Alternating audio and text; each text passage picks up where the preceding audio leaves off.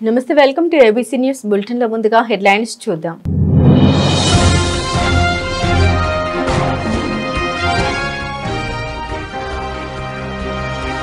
Indian red cross society తూర్పు గోదావరి జిల్లా శాఖ చైర్మన్ డాక్టర్ జి తరుణ్ ఆధ్వర్యంలో జిల్లా రెడ్ క్రాస్ మేనేజింగ్ కమిటీ సమావేశం.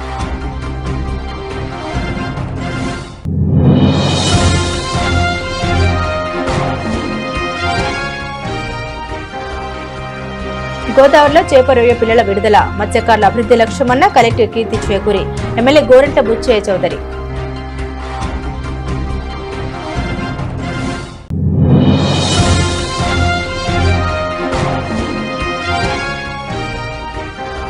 మంత్రి వాసంశెట్టి సుభాష్ కు సవాల్ వేసిన మాజీ మంత్రి వేణుగోపాలకృష్ణ. వైఎస్ఆర్సీపీ పాలనలో ఏం జరిగింది, టీడీపీ పాలనలో ఏం జరిగిందో చర్చిద్దామని వెల్లడి.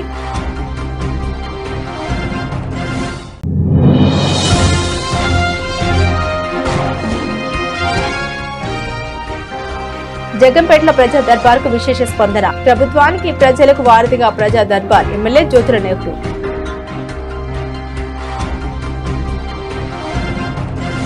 ఇండియన్ రెడ్ క్రాస్ సొసైటీ తూర్పు గోదావరి జిల్లా శాఖ చైర్మన్ డాక్టర్ జి తరుణ్ ఆధ్వర్యంలో రాజమహేంద్రవరం స్థానిక రెడ్ క్రాస్ కార్యాలయం నందు శుక్రవారం మేనేజింగ్ కమిటీ సమావేశం జరిగింది.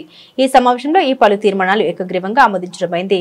అందులో భాగంగా ఎల్వి ప్రసాద్ ఐ ఇన్స్టిట్యూట్ వారితో ఎంఓయూ కుదుర్చుకొని ఒక నెలలో కార్నియా కలెక్షన్ సెంటర్ ప్రారంభించడం, AIT-G12A CSR అనుమతులు మన జిల్లా శాఖకు రప్పించేలా కృషి చేయడం, 1,25,000 వైఆర్సీ మరియు వైఆర్సీ వాలంటీర్లను రిజిస్టర్ చేయడం, మేనేజింగ్ కమిటీ సభ్యులు ఒక్కొక్కరు 100 మంది వైస్ ట్రాన్స్ జీవిత సభ్యులు నూతన సభ్యులుగా రిజిస్టర్ చేయించడంతో పాటుగా సభ్యులందరి భాగస్వామ్యంతో డొనేషన్స్ కలెక్ట్ చేసి రాష్ట్ర రెడ్ క్రాస్ శాఖను సంప్రదించి త్వరితగతిన బ్లడ్ స్టోరేజ్ సెంటర్ ప్రారంభించడం తదితర తీర్మానాలను ఆమోదించడమైంది. సమావేశంలో vice chairman doctor K Veeramana, president doctor G Mahalakshmi, managing committee members భూను Ramakrishna, Balla Srinivasarao, B Padmavathi, doctor J Suresh, district coordinator Pagoti Rambabu పాల్గొన్నారు. శుక్రవారం ఉదయం ధవళేశ్వరం కంచర్ల ఘాట్ వద్ద ప్రపంచ మత్స్యకార దినోత్సవాన్ని పురస్కరించుకుని గోదావరిలో 50 లక్షల చేప పిల్లలు, 5 లక్షల రొయ్య పిల్లల్ని విడుదల చేశారు. ఈ కార్యక్రమంలో ముఖ్య అతిథిగా పాల్గొన్న జిల్లా కలెక్టర్ కీర్తి చేకూరి మాట్లాడారు. మత్స్యకార కుటుంబాల సంక్షేమం ప్రభుత్వానికి అత్యంత ప్రాధాన్యమని తెలిపారు. చేపల వనరుల పెంపుతో పాటు లైసెన్స్ వ్యవస్థను ఖచ్చితంగా అమలు చేయడం ద్వారా ప్రతి కుటుంబాన్ని ప్రభుత్వ పథకాల పరిధిలోకి తీసుకురావడమే మా లక్ష్యమని పేర్కొన్నారు. జిల్లాలో సుమారు 4,000 మంది వేట వృత్తిలో ఉన్నప్పటికీ కూడా అనేక మంది లైసెన్స్ లేకుండా పనిచేస్తుండడం గుర్తించి ఈ నెలాఖరులోగా ప్రతి మత్స్యకార కుటుంబం రిజిస్ట్రేషన్ పూర్తి చేయాలనే దిశగా మత్స్య రెవెన్యూ శాఖలకు ఆదేశాలు ఇచ్చినట్టు తెలిపారు. ప్రభుత్వం మత్స్యకార సోదరులను ప్రోత్సహించడం కోసం కార్యాచరణతో ముందుకు వస్తా ఉంది. ప్రతి సంవత్సరం కూడా సీడ్లింగ్స్ ని గోదావరిలోను నీటి తటాకాల్లో కూడా వేసి పెంచే కార్యక్రమం, దాని ద్వారా మత్స్యకార జీవనభృతి పెంచే దానికోసం ఈ కార్యక్రమాలు ఏర్పాటు అవుతున్నాయి. గతంలో 14 పన్నుల మధ్య కూడా మనం భారీగా కార్యక్రమాలు చేశాం. పడవలు ఇవ్వటం కానీ, వలలు ఇవ్వటం కానీ, అలాగే మోపెడ్లు ఇచ్చాం, వ్యాన్లు ఇచ్చాం. ఆ కార్యక్రమాలు అమలైనాయి. ఇవాళ భారతదేశంలో అత్యధికంగా చేపలు పెంచే రాష్ట్రం ఏదైనా ఉంటే ఆంధ్రప్రదేశ్. దేశ ఉత్పత్తిలో 25.64% అంటే 4వ వంతు పైచీలకు మన ఆంధ్రప్రదేశ్లోనే చేపల ఉత్పత్తి అవుతా ఉంది. అలాగే 70% రొయ్యల ఎగుమతి ఆంధ్రప్రదేశ్ నుంచి అవుతుంది. 100కి 70% మన రాష్ట్రం నుంచి వెళ్తుంది. చంద్రబాబు గారు కూడా వ్యవసాయంతో పాటు ఐటీ తోటి పాటు సమానంగా మత్స్య సంపద పెంచేదానికి ప్రాముఖ్యత ఇస్తా ఉన్నారు. దీనివల్ల రాష్ట్రానికి జీడిపి పెరుగుతూ ఉంది, ఆదాయం పెరుగుతూ ఉంది, అదే రాష్ట్ర సంపద పెరుగుతూ ఉంది. మీ జీవితాల్లో కూడా వెలుగులు నింపాలన్న నిర్ణయంతో కార్యక్రమం తీసుకుంటూ ఉన్నాం. పేదరికం ఉంది. మత్స్య కార్మికులు కష్టాల్లో తుఫానుల్లో కూడా వేటాడి జీవనభృతి సాగిస్తా ఉన్నారు. అయితే వాల్యూ యాడెడ్ లేదు. మనం ఏదో రా మెటీరియల్ లాగా చేపలు రైలు తీసుకెళ్లి రోడ్డు మీద అమ్ముతున్నాం కానీ వాల్యూ యాడెడ్ లేదు. ఇవాళ రాష్ట్ర ప్రభుత్వం కూడా రొయ్యలు కూడా కౌంట్ నిర్ణయించింది. 100% నుంచి 20%. మనకు కూడా గోదావరి కృష్ణాలో కూడా వేట నిషిద్ధం ఉంది. ఆ సమయంలో 2 నెలలు మనం వేటాడాం. అప్పుడు కుటుంబాలు గడవాల్సిన అవసరం ఉంటుంది. అది కూడా నేను చంద్రబాబు గారి దృష్టికి తీసుకువెళ్లాను. గోదావరి కృష్ణా పరివాహక ప్రాంతాల్లో నది మీద ఆధారపడి వేట నిషేధించాలి, వీళ్ళకు కూడా 20,000 ఇచ్చే కార్యక్రమం అమలు చేయాలని రిక్వెస్ట్ చేశాం. దాన్ని కూడా ఎగ్జామ్ చేద్దామని చెప్పారు. ఆర్థిక భారాలు ఉన్నాయి, అయినా కూడా ఎగ్జామ్ చేద్దామన్నారు. దాన్ని కూడా వర్కౌట్ చేద్దాం. ఇవాళ ఏదైనా మనకి సమస్య ఉంది. ఇక్కడ కదిలించుకున్నా బాబు, కొద్దిసేపు కదిలించుకు దృష్టి కూడా తెస్తున్నాం. గోదావరి ధవళేశ్వరం అనుకుంటే పులస గుర్తుకొస్తామా? ఎక్కడెక్కడ ఢిల్లీ నుంచి హైదరాబాద్ కూడా విమానాల్లో వచ్చి చేప తినిపోతారు. ఇక్కడ చేప తక్కువ, ఏదో గోదావరి వరద వచ్చినప్పుడే వస్తుంది. దాంట్లో కూడా కల్తీ వస్తూ ఉంది. ఎక్కడ ఒరిస్సా నుంచి తెచ్చి పులస నమ్మే పరిస్థితి వస్తూ ఉంది. పులస మంచి రుచికరమైన చేప, మీరు కూడా తిన్నారో లేదు నాకు తెలీదు. చాలా రుచికరమైన చేప, ధర కూడా ఎక్కువగా ఉంటుంది. ఒకటి తమ్ముళ్ళు, మీకు గతంలో చంద్రబాబు గారే వాహనాలు ఇప్పించారు, మోపెడ్లు ఇచ్చారు, నెట్లు ఇచ్చారు, పడవలు ఇచ్చారు. మొన్న తుఫాన్ అన్నాం, తుఫాన్ వస్తే తుఫాన్లో నష్టం జరగల, కానీ పని లేకుండా ఉందని మీ అందరికీ కూడా తినుబండారాలు ఇప్పించారు కలెక్టర్ గారు, మర్చిపోకండి. తినుబండారాలు క్యాంపులోకి వచ్చిన వాళ్ళకి డబ్బు ఇచ్చారు, 3,000 రూపాయల చొప్పున. అలాగా మత్స్యకారులను ఆదుకునే కార్యక్రమం అమలు చేస్తా ఉన్నారు. పెన్షన్లు కూడా ఉన్నాయి, పెన్షన్లు కూడా 1,800 మంది దాకా పెన్షన్లు ఉన్నాయి మత్స్య కార్మికులు. ఒకటి, మీరు కోఆపరేటివ్ సెక్టర్ లో ఉన్న రిజిస్ట్రేషన్ కావాలి. మీ పడవలు కానీ మీరు కానీ రిజిస్ట్రేషన్ లేకపోతే ఏదైనా ప్రమాదం జరిగినప్పుడు నష్టం మీకు అందట్లా నష్టపరి 5 లక్షల రూపాయల దాకా నష్టపరిహారం ఉంది. ఏదైనా గుర్తింపు ఉండాలి. మీకు ఒక రిజిస్ట్రేషన్ 4 5 ఒక రిజిస్ట్రేషన్ ఉంటే ప్రభుత్వం ఆదుకునే దానికి వీలవుతుంది. ఏదైనా తుఫాన్లు వచ్చి పని లేకుండా పోయినప్పుడు సాయం చేయాలన్నా కూడా మనం రిజిస్టర్ చేసిన వాళ్ళు లేక కొంతమంది సాయం అందులో, కానీ తప్పనిసరిగా రిజిస్ట్రేషన్ ఉండేలాగా చూడండి. ప్రభుత్వం కూడా చెరువులు మీకు ఏముంది, కేవలం ఎకరానికి 400 రూపాయల కౌలుతోటే మీకు ఏమన్నారు. మీడియం ఇరిగేషన్ ట్యాంక్స్ అన్ని మీకే అప్పచెప్పమన్నారు. ఆ విధంగా సహాయం దొరుకుతుంది. ఎస్సీలు కానీ ఎస్టీలు కానీ బీసీలు కానీ ఉంటా ఉన్నారు. దాంట్లో ఎక్కువ భాగం ఫిషర్మెన్కి ఏమనేది మన రిక్వెస్ట్ గా కూడా మనం కొనసాగుతుంది. రాష్ట్రంలో భారీ ఎత్తున ప్రాజెక్టులు ఉన్నాయి. నాగార్జున సాగర్ ఉంది, శ్రీశైలం ఉంది, పులిచింతలు ఉంది, రిజర్వాయర్లు ఉన్నాయి. ఇది పోలవరం కూడా భారీ ఎత్తున ప్రాజెక్టు పూర్తవుతుంది. ప్రాజెక్టు పూర్తయినప్పుడు ఎక్కువ సీడ్ పెంచేదానికి అవకాశం ఉంటుంది పోలవరం ప్రాజెక్టులో. అప్పుడు ఇంకా ఎక్కువ ఉత్పత్తి కిందకు రావడానికి అవకాశం ఉంటుంది.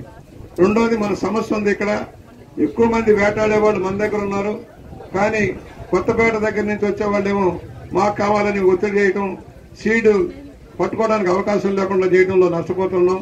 మీరు కూడా సీడ్ ని ఎలా పెంచడానికి, పెద్దది చేయడానికి, చిన్న సీడ్ అమ్మేదానికంటే పెద్దది చేసి అమ్ముకుంటే ఎక్కువ మార్జిన్ ఉంటుంది. 100 కౌంటర్ దాకా, 50 కౌంటర్ దాకా, 30 కౌంటర్ దాకా పెంచుకోగలిగితే బెటర్ అవుతుంది. గోదావరిలో చేప పెరగడానికి మీరు సహకరించమని విజ్ఞప్తి చేస్తా ఉన్నాను. ఇవాళ కలెక్టర్ గారు, సబ్ కలెక్టర్ గారు వచ్చారు. ఇది మీ అందరి జీవితాలు వెలుగులు నిండాలి. ఇక్కడ సమస్య ఉంది అమ్మ, ఒక్క నిమిషం. కలెక్టర్ గారు, ఇక్కడ సమస్య ఉందమ్మా. ఇక్కడ జాలర్పేట కానీ, కంచర్ లైన్ కానీ, ఇవన్నీ జాలర్లు, ఫిషర్మెన్ ఉన్న వాళ్ళ ఏరియా. ఇక్కడ ఫెసిలిటీస్ లేవు, చిన్న చిన్న సందులు గొంతుల్లో ఉన్నారు. గతంలో నేను ఇల్లు కట్టుకుంటే కింద పైన కట్టుకోమని పర్మిషన్ ఇచ్చాను.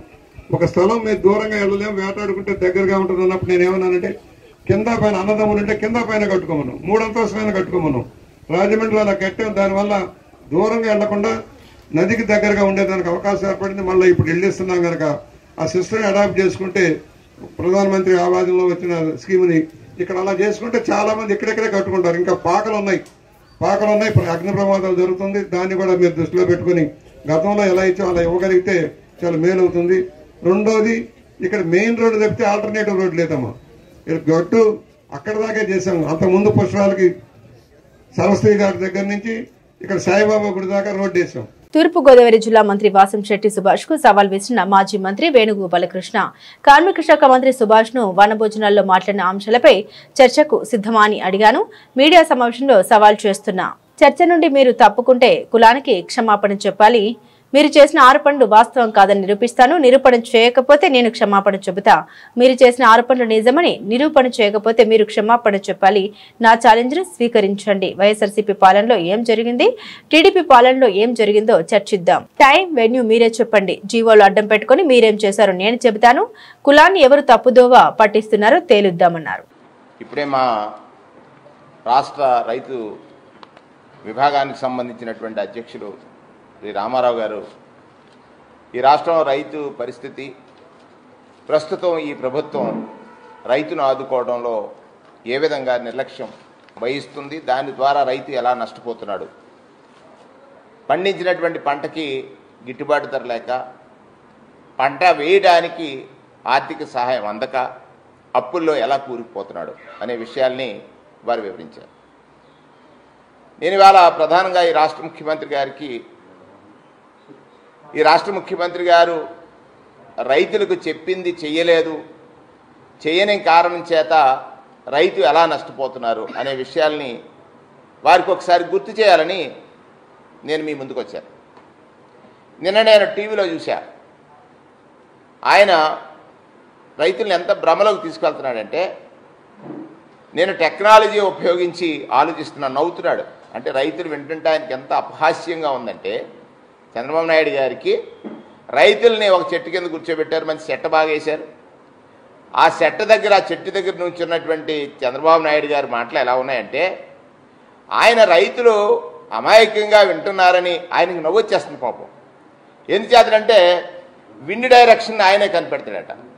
అందులో ఉన్నటువంటి ఏదైతే ఫాల్ట్ ఇష్యూస్ ఉన్నాయో, లేకపోతే ఆ విండ్లో ఏదైనా లోపు ఉంటే అది ఎలా మనం తప్పించాలో తెలుసుకుంటాడట. మూడోది, స్ప్రే చేసేటప్పుడు ఈ స్ప్రేయర్ ఏదైతే డ్రోన్స్ ఉన్నాయో వాటి కెమెరాని ఇన్సెట్ చేసి పర్టికులర్ ప్లాంట్ మీద ఇన్సెట్ చేస్తాడంట. నాయన, గడిచిన 15 సంవత్సరాల ముఖ్యమంత్రిగా ఎన్నిసార్లు రైతును మోసం చేశారండి మీరు రైతు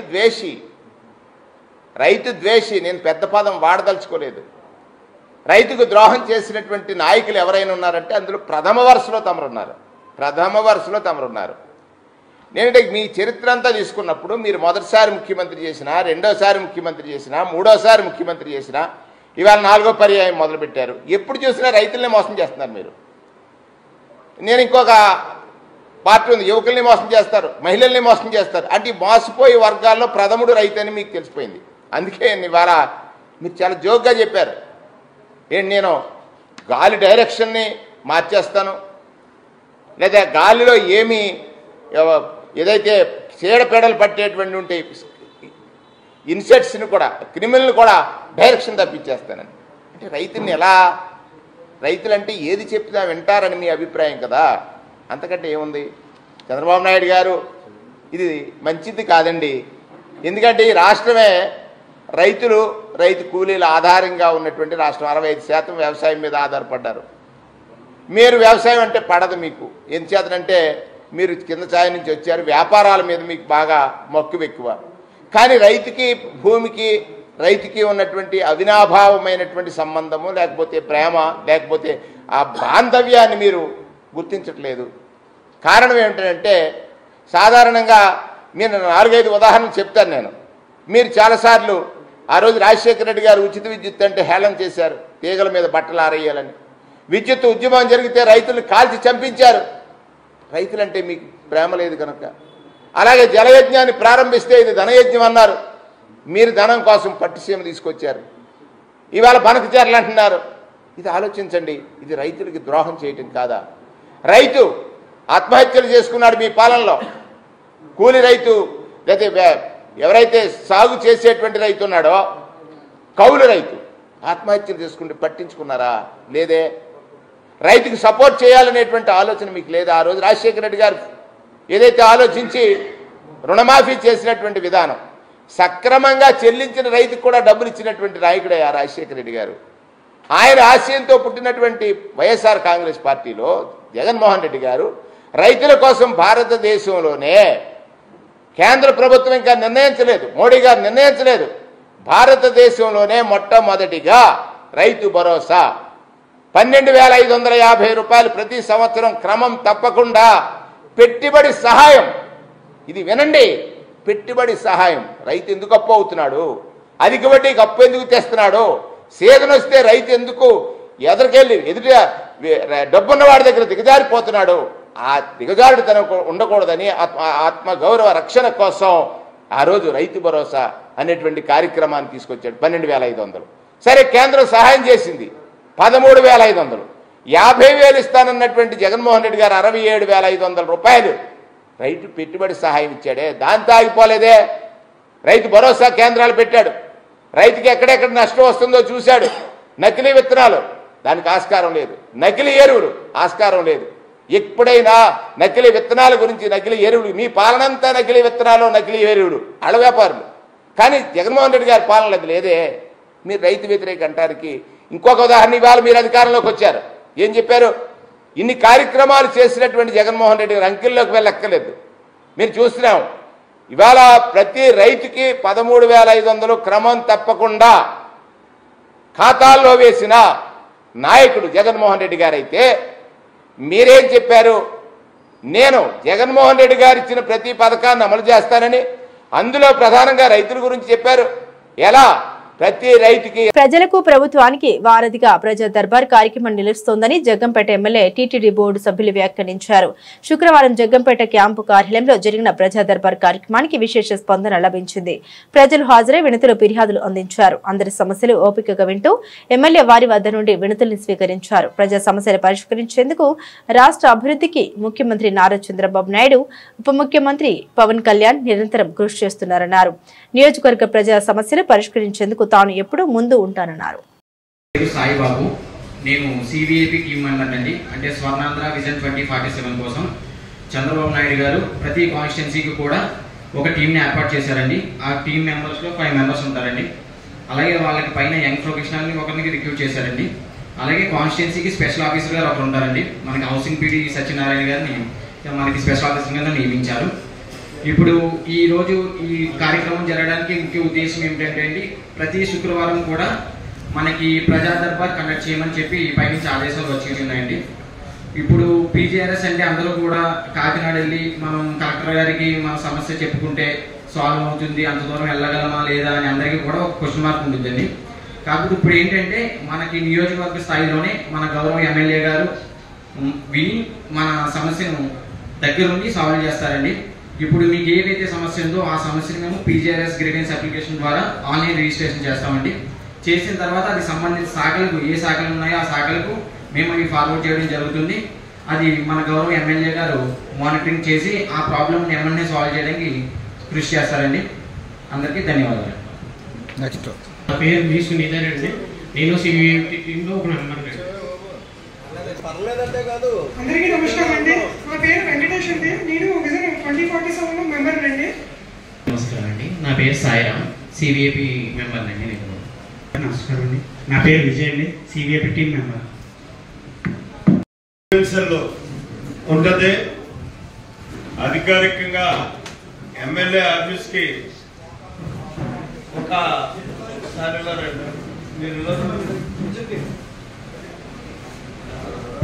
గ్రీవెన్స్ నడపడానికి నియోజకవర్గంలో అన్ని కార్యక్రమాలని కూడా మీకు అందుబాటులో ఎప్పుడు ఆఫీసులో ఉండడానికి ఒక 5 ఎంప్లాయీస్ కూడా ఇవ్వడం జరిగింది. గౌరవ స్వర్ణాంధ్ర విజన్ 2047 దీన్ని పురస్కరించుకుని మరి ఆ సందర్భంగా ప్రతి శుక్రవారం మనకి గ్రీవెన్స్ ఉంటుంది. ఇక్కడికి వచ్చి మీరు ఇచ్చినటువంటి ఆ రిప్రజెంటేషన్స్ ని పరిశీలించి వాళ్ళు నోట్ చేసుకుని సంబంధిత అధికారులందరికీ కూడా వాళ్ళు పంపించడం జరుగుతుంది. పర్సనల్ గా నేను మాట్లాడడం కూడా జరుగుతుంది. కాబట్టి ఇక్కడి నుంచి ఆ రకంగా మనం ఉపయోగించుకోవాలి. అంతేగాని నా మీదకి వచ్చేసి పడిపోయి మీరు ఇది చెప్పండి అది చెప్పండి అంటే ఇది కాకుండా ఒక సిస్టమేటిక్ గా పనులు జరుగుతాయి. దీనివల్ల చాలా ఉపయోగం ఉంటుంది. కాబట్టి ఆ రకంగా ఉపయోగించుకోవాలని చెప్పి మీ అందరినీ మనవి చేసుకుంటూ, ఈరోజు ప్రారంభం అని కూడా నాకు ఇక్కడికి వచ్చేదాకా తెలదు. ప్రారంభం అన్నప్పుడు 10 అన్ని గ్రామాలకి చెప్పినట్టయితే గ్రామాల నుంచి కూడా అందరూ వద్దురు దీనికి ఈ రకంగా ఒక అవగాహన కలుగును. కేవలం ఫోటో కోసమే కార్యక్రమం కాకుండా పన్ను కోసం కార్యక్రమం అనేటటువంటి విధానంలో మనం పనిచేయాల్సినటువంటి అవసరం ఉంది. ఇక్కడి నుంచైనా వచ్చే శుక్రవారం నుంచి ఖచ్చితంగా ఆ రకంగా అందరికీ తెలియజేసి గ్రీవెన్స్ డే అంటే పిటిషన్లు తీసుకునే రోజు ఎమ్మెల్యే కార్యాలయంలో అనేటటువంటి దీనికి అందరికీ అవగాహన కల్పించాలి. దీని మీద బాధ్యత మా పిఎల్ తీసుకోవాలని చెప్పి మనం చేసుకుంటూ సెలవు తీసుకుంటున్నాం. ఈసారి ఎవరికి పని ఉంటే వచ్చి మాట్లాడితే దాన్ని ఆన్ రికార్డ్ కూడా చేసుకోవడం జరుగుతుంది. దాన్ని మనం పని అయ్యే వరకు కూడా అయ్యేదైతే పని అయ్యే వరకు పనిచేసేటటువంటి దాని పర్సూయింగ్ కూడా ఉంటుంది. 5 కార్యక్రమం కూడా. అంటే నీ పేరేం పేరు చెప్పు. బులెటిన్ ముగించే ముందు హెడ్లైన్స్ మరోసారి.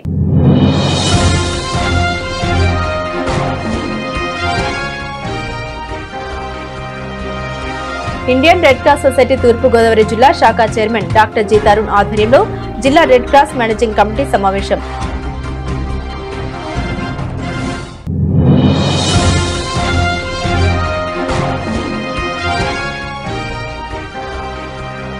గోదావరిలో చేప రొయ్య పిల్లల విడుదల, మత్స్యకారుల అభివృద్ధి లక్ష్యమన్న కలెక్టర్ కీర్తి చేకూరి, ఎమ్మెల్యే గోరంట్ల బుచ్చయ్య చౌదరి.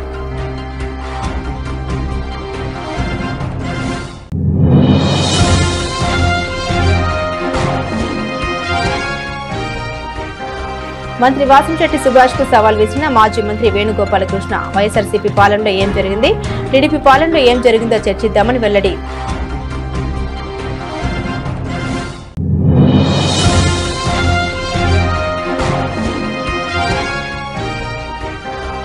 జగ్గంపేటలో ప్రజా దర్బార్ కు విశేష స్పందన. ప్రభుత్వానికి ప్రజలకు వారధిగా ప్రజా దర్బార్, ఎమ్మెల్యే జ్యోతుల నెహ్రూ.